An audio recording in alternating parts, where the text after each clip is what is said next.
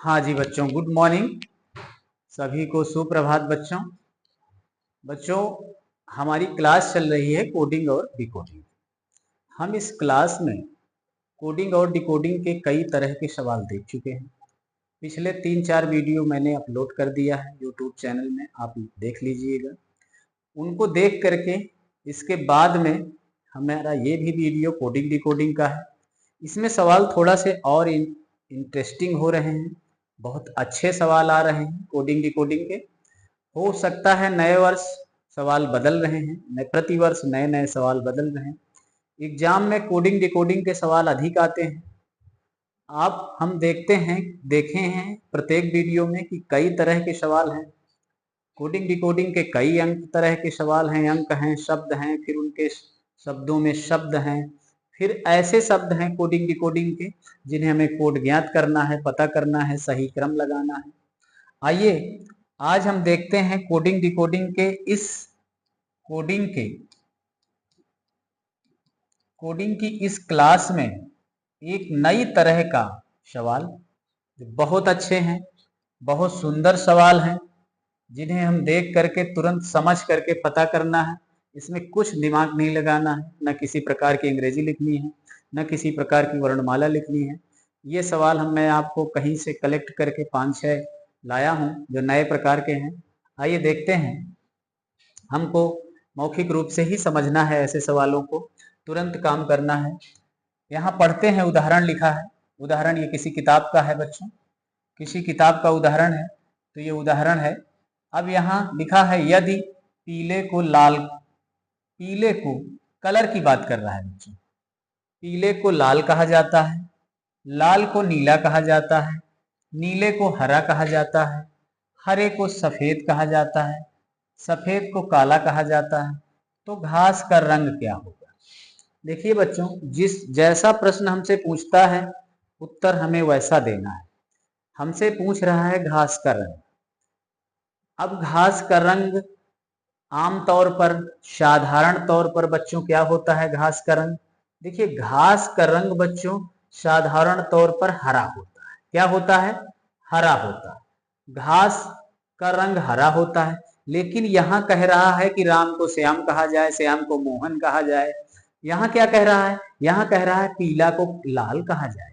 पीला कलर नहीं कहेंगे, पीले को लाल कहेंगे बच्चों। लाल कलर को नीला कहा जाए, नीले को हरा कहा जाए, तो नीले को हरा कहा जाए।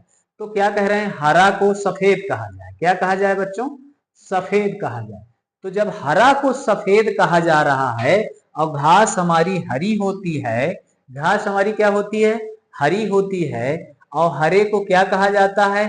सफेद कहा जाता है। तो घास हमारी किस रंग की होगी बच्चों? सफेद रंग। किस रंग की? सफेद रंग की। उत्तर हमारा क्या होगा?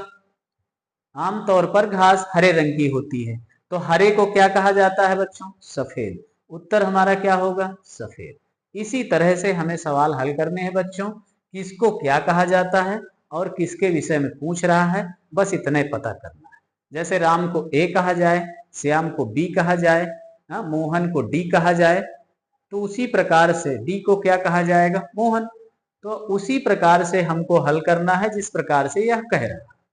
अब हम जानते हैं कि घास का रंग हरा होता है, तो ये कह रहा है हरे का रंग, हरे को सफेद कहा जाता है। तो हम भी सफेद कहेंगे, क्योंकि यहाँ प्रश्न कह रहा है हरे को सफेद कहा जाता है। हरे को सफेद कहा जाता है, ये लिखा है, सफेद कहा जाता है। तो जब हरे को सफेद कहते हैं तो घास का रंग क्या होगा बच्चों? सफेद, व्हाइट होगा। ठीक है बच्चों, अगला सवाल देखते हैं। अगला सवाल है बच्चों बिल्कुल इसी तरह का, बहुत सरल सवाल है। इनको हल करेंगे बच्चों।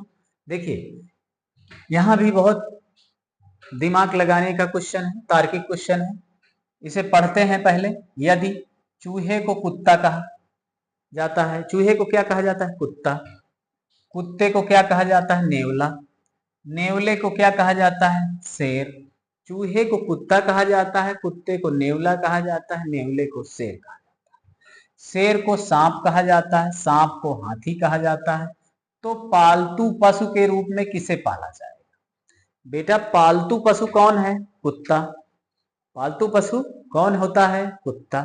आम तौर पर जैसे हम देखते हैं कि सबसे ज्यादा पालतू जानवर कौन से हैं, पालतू जानवर।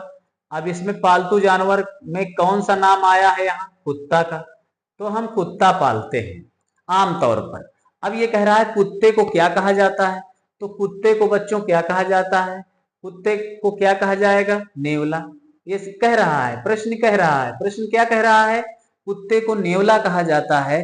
तो अब कुत्ते को जब नेवला, हम पालते तो कुत्ता है बच्चों, लेकिन हम कुत्ते को नेवला कहते हैं तो यहाँ नेवला पालेंगे। क्या पालेंगे, नेवला। उत्तर क्या होगा बच्चों हमारा, नेवला। आगे चलिए, बिल्कुल सही सवाल है। आम तौर पर हम कुत्ता पालते हैं और ये कुत्ते को कह रहा है कि कुत्ते को नेवला कहा जाता है। तो जब कुत्ते को नेवला कहा जाएगा तो हम पालेंगे किसे, पालतू जानवर पाला जाएगा। कौन सा जानवर पाला जाएगा, नेवला पाला जाएगा यहाँ। ठीक है बच्चों, समझ में आया। आइए चलते हैं आगे, देखते हैं अगला सवाल है हमारा। अगला बहुत अच्छा सवाल है। देखिए कह रहा है यदि बादल को सफेद, बादल को सफेद, सफेद को हवा, हवा को नीला, हवा को नीला, नीला को पानी, पानी को बिजली कहा जाए। पानी को क्या कहा जाए, बिजली कहा जाए। तो बताइए पक्षी कहाँ उड़ेंगे बच्चों। आम तौर पर पक्षी उड़ते कहाँ हैं, आम तौर पर पक्षी कहाँ उड़ते हैं, आम तौर पर पक्षी आसमान में उड़ते हैं। कहाँ उड़ते हैं, आसमान में। अब जब पक्षी आसमान में उड़ते हैं तो यहाँ कहीं कह रहा है आसमान को क्या कहा जाए, पक्षी कहाँ उड़ेंगे, तो पक्षी कहाँ उड़ेंगे बताओ। यहाँ नहीं कह रहा है आसमान में। आम तौर पर पक्षी कहाँ उड़ते हैं बच्चों, आसमान में उड़ते हैं। लेकिन यहाँ कह रहा है बादल को सफेद, सफेद को हवा कहा जाए, हवा को नीला कहा जाए, नीला को पानी कहा जाए, पानी को बिजली कहा जाए। तो बताएं पक्षी कहाँ उड़ेंगे, तो पक्षी बच्चों कहाँ उड़ेंगे। अब यहाँ आसमान भी होता है, बादल भी होता है, आसमान भी है, बादल भी है। पक्षी यहाँ बादल में आमतौर पर उड़ते हैं और बादल को क्या कहा जाता है, सफेद। तो जब बादल को सफेद कहा जाता है तो पक्षी कहाँ उड़ेंगे बच्चों, बादल को क्या कहा जाता है, सफेद। तो पक्षी कहाँ उड़ेंगे बच्चों, सफेद में। कहाँ उड़ेंगे, सफेद में। देखिए ये है जो पूछे पक्षी कहाँ उड़ेंगे, तो पक्षी अब यहाँ सफेद में उड़ेंगे। उत्तर हमें देखना है, यदि बादल को सफेद कहा जाता है, सफेद को हवा कहा जाता है, हवा को नीला कहा जाता है ना, नीला को पानी कहा जाए, पानी को बिजली कहा जाए। तो आमतौर पर बादल, आमतौर पर पक्षी उड़ते हैं आसमान में। तो जब आसमान में उड़ते हैं तो यहाँ आसमान को कुछ नहीं कहा जाता है, यहाँ आसमान को कुछ नहीं कहा जाता है। और ये कह रहा है बादल को अगर हम ले लेते हैं, बादल उत्तर मान लेंगे तो सफेद कहा जाएगा, और सफेद ऑप्शन में नहीं है, सफेद ऑप्शन में नहीं है, न आसमान के लिए कोई प्रश्न है। तो यह उत्तर, ऐसे उत्तर जो आए, ऐसे प्रश्न जो आए, इसमें से एक और उत्तर आता है ई नंबर, इनमें से कोई नहीं। क्या उत्तर आता है, इनमें से कोई नहीं, इनमें से कोई नहीं। क्योंकि पक्षी उड़ने का काम कहाँ करते हैं, आसमान में। कहाँ करते हैं बच्चों, आसमान में। और आसमान के लिए यहाँ कोई बात नहीं कही गई। तो यह उत्तर, यह प्रश्न, ऐसे प्रश्न जो आते हैं घुमाने के लिए, तो इन्हें हमें घूमना नहीं है, तुरंत उत्तर देना है, इनमें से कोई नहीं। आइए बच्चों, आप समझ में आ गया होगा। आइए आगे देखते हैं। अगला सवाल आप तुरंत हल करिए, बिल्कुल सरल सवाल है, बहुत अच्छे सवाल हैं बच्चों। देखिए कह रहा है यदि पुलिस, प्रश्न को पढ़ते हैं, यदि पुलिस को शिक्षक कहा जाता है, पुलिस को क्या कहा जाता है, शिक्षक कहा जाए, शिक्षक को राजनीतिक कहा जाए, राजनीतिक को डॉक्टर कहा जाए, और डॉक्टर को वकील कहा जाए, देखिए, और वकील को सर्जन कहा जाए, तो अपराधियों को कौन पकड़ेगा, अपराधियों को बच्चों कौन पकड़ेगा। अपराधी को पकड़ने का काम किसका है, आमतौर पर अपराधी कौन पकड़ता है बच्चों, पुलिस। कौन पकड़ते हैं, पुलिस। अब यहां कह रहा है पुलिस को, पुलिस किसे कहा जाता है, अपराधी पुलिस पकड़ती है। अब पुलिस को क्या कहते हैं, तो पुलिस को शिक्षक कहते हैं। पुलिस को क्या कहा जाता है बच्चों, शिक्षक। क्या कहा जाता है, शिक्षक। प्रश्न कह रहा है पुलिस को शिक्षक कहा जाता है, तो अपराधी पकड़ने का काम कौन करेगा। अब यहाँ पर शिक्षक अपराधी पकड़ने का काम करेंगे। शिक्षक उत्तर होगा हमारा। क्यों? क्योंकि पुलिस को शिक्षक कहा जाता है, ये बता रहा है। पुलिस को शिक्षक कहा जाता है, इसलिए अपराधी पकड़ने का काम यहाँ कौन करेगा बच्चों? शिक्षक। समझ में आया होगा। अगला सवाल देखिए, अगला प्रश्न बहुत अच्छा है। ये देखिए सवाल, इसको देखिए, इसमें भी गौर करिएगा, बहुत अच्छे सवाल हैं। इसमें देखिए लिखा, इनमें से कोई नहीं। ऐसे ऑप्शन आते हैं 5 ऑप्शन, कहीं कहीं इनमें से कोई नहीं भी हो सकता है।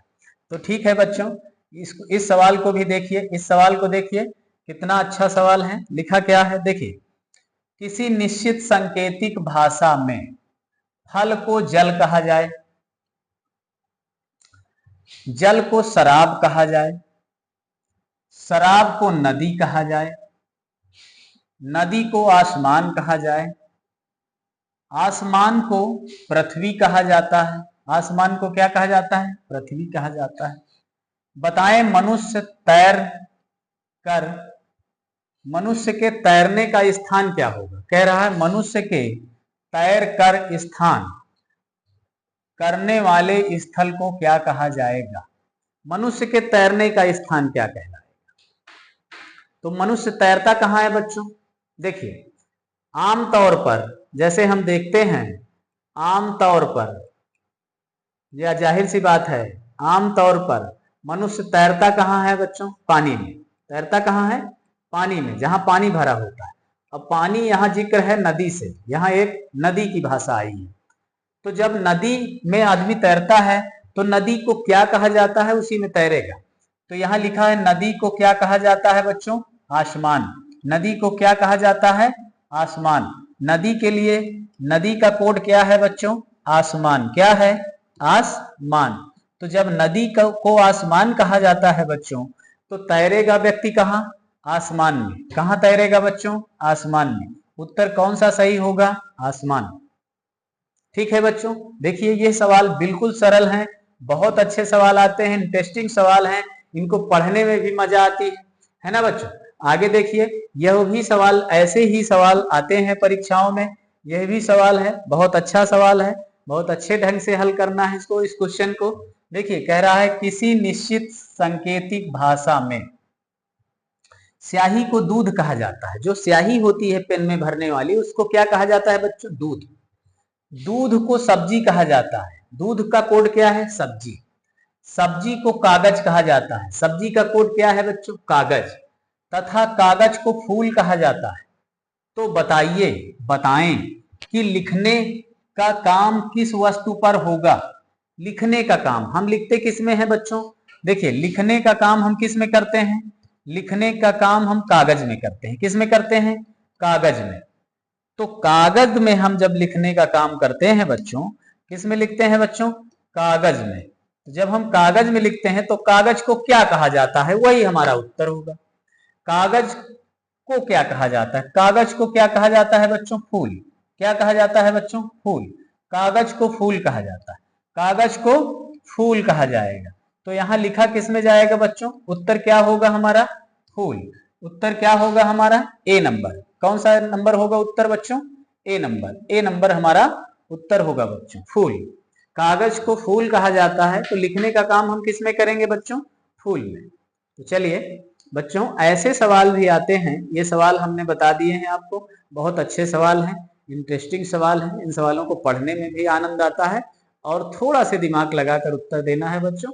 ऐसे सवाल इसी से बिल्कुल पता चलता है कि इसका कोड क्या है, उसी तरह हम बता देंगे कौन सा कोड है। अब बच्चों अगले वीडियो में मिलेंगे एक नए चैप्टर के साथ। तब तक वीडियो तैयार रखिए, पढ़ते रहिए, बहुत अच्छे ढंग से पढ़ते रहिए, पूरे वीडियो के सभी सवाल तैयार रखिए और अभ्यास करते रहिए। वीडियो को शेयर करते रहिए, छोटे बच्चों तक पहुंचाइए, अपने साथियों तक पहुंचाते रहिए। सबको पढ़ने के लिए अच्छा अवसर मिलता रहे, सब पढ़ते रहें। ठीक है बच्चों, तब तक के लिए धन्यवाद।